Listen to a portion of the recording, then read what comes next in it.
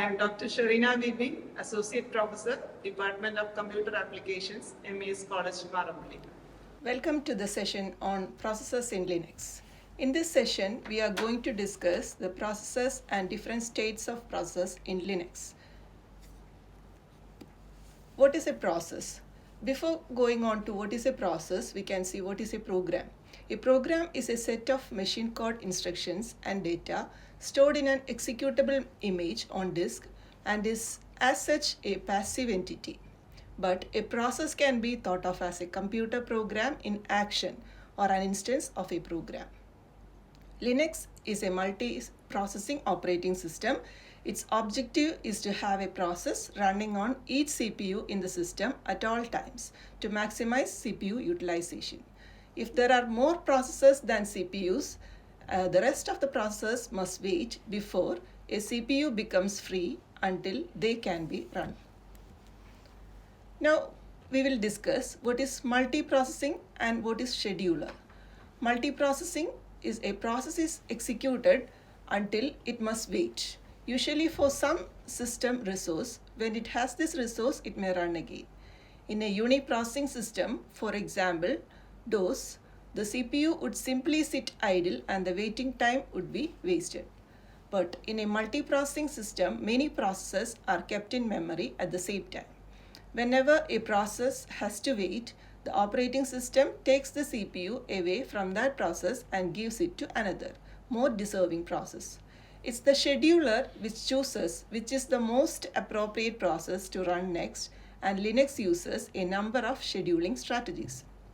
Now we shall discuss different states of a process. At any stage, a process in memory can be in one of the 6 states. First state is submit. When you execute a program, the scheduler submits your process to a queue known as process queue. At this instant, the process is in submit state. Second state is hold. Once submitted, the process waits its turn in the queue for some time. At this stage, the process is in hold state. Third state is ready, where as the process advances in the queue at some instant, it would become the next one in the queue to receive CPU attention. At this stage, it is in the ready state. Fourth state is run. Finally, the process gets the attention of the CPU and starts getting executed and attains the run state. In the middle of the execution, the time slice allotted to the process gets over and the CPU starts running another process. At such time, the process is returned to the ready state and placed back in the process queue. Now we shall go on to fifth state, that is wait state. Some processes are required to do I/O operations. Since I/O is a slow operation, CPU cannot sit idle till the time I/O is over. Such processes are put in the wait state until their I/O is over and then placed in the ready state. And the final state is complete, where a process whose execution comes to an end goes into complete state and is removed from the process queue. These are the different types of processes. First one is zombie. It is the process that has completed execution but still exists in the process table. Zombie means an undead person. Once a zombie is removed, its process ID and entry in the process table can then be reused. Second one is orphan. It refers to the process whose parent process has finished or terminated. A process can become orphan during the remote invocation when the client process crashes after making a request of the server. They generally waste server resources and can leave a server in problem. Any orphan process can be adopted by the special init system process. This is called reparenting. The third type of process is daemon. It's a process that is constantly running in the background. They run without the user requesting them to do so. They are neither linked with a user nor a terminal. These processes are created when the system boots up and remain active until the system is halted or shut down. Now we shall see what is a parent and what is a child. A process is born the moment it starts executing and is dead once it terminates. For a process to be born, another process should give birth to it. The new process is called child and the process that starts it is called parent. Now we shall discuss some of the process commands. First one is process identifiers or PID. Every process in the system has a process identifier. It is simply a number. Each process also has user and group identifiers. They are used to control this process access to the files and devices in the system. PID starts with the number 0 and runs to a maximum of 32767. When maximum count is reached, it starts counting over again from 0 onwards.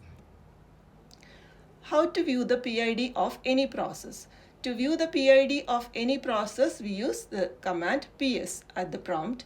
It shows the following details: the PID, the terminal from which processes were launched, amount of time the process has used, and the command with which the process was started.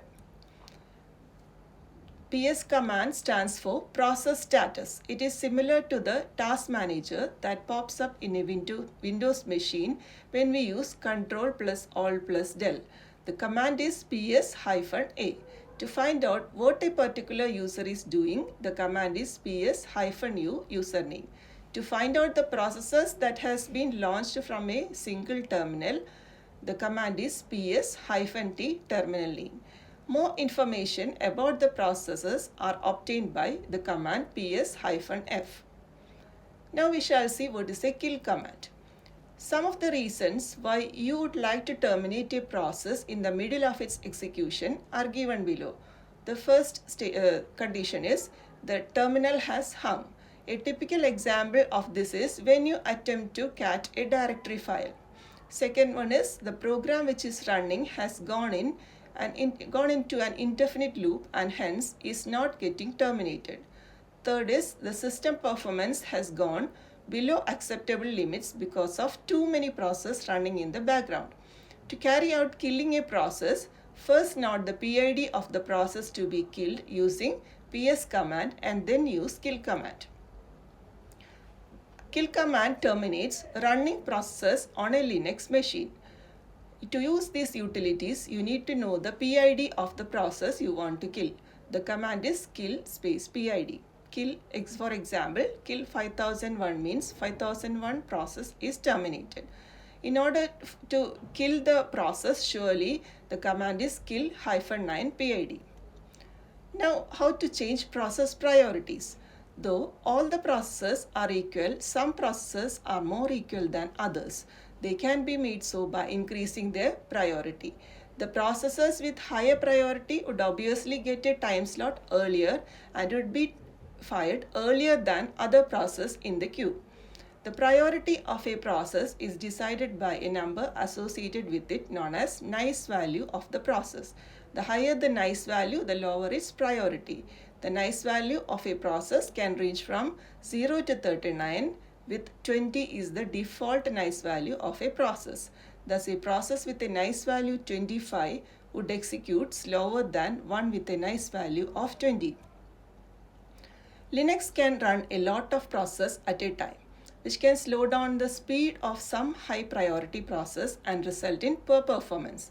To avoid this, you can tell your machine to prioritize processes as per your requirements. This is called niceness in Linux and it has a value between -20 to 19. The lower the niceness index, the higher would be the priority given to that task. The default value of all the processes is 0. To start a process with a niceness value other than the default value, use the following syntax nice-n. So the example is given below. Nice cat employee.add.dat. This would increase the nice value of our cat processes from 20 to 30. Since we didn't specify the increment, an increment of 10 got assumed and the nice value got correspondingly incremented. We can also specify the value of the increment. Nice-15 cat employee.dat. Now the cat process will have a nice value 35, 20 plus 15. Note that the increment range from 0 to 19. By incrementing the nice value, we are putting cat on a lower priority and hence it would be executed slower than what it does normally. It's only the super user who can put a process on a higher priority by reducing its nice value. The super user can reduce the nice value of a process as shown below. Example, nice-10 sort employee.dat greater than output.dat. Now there are two types of process, foreground and background process. When you start a process, there are two ways you can run it, either as a foreground or as a background process. Foreground process, by default, every process that you starts running in the foreground. It gets its input from the keyboard and sends its output to the screen. Background process, a background process runs without being connected to your keyboard. If the background process requires any key input, it waits. The advantage of running a process in the background is that you can run other commands. You do not have to wait until it completes to start another. Example of foreground and background process is given. The simplest way to start a background process is to add an ampersand at the end of the command. Example is given in the figure. We can see the no-hub command also. To ensure that the processes that we have executed should not die even when we log out, we use the no-hub command. Using this command, we can submit the time-consuming commands in the background. Log out and leave the terminal and come next day to see your input, to see our output ready. No-hub stands for no hangups. No-hub commands usage is shown below. For example, no-hub sort employee.dat greater than output.emp. Now we can safely log out without any hangups, without our process getting terminated on logging out. The output would be ready in output.emp, which can be verified when we log in. That's all about the process commands in Linux. Thank you.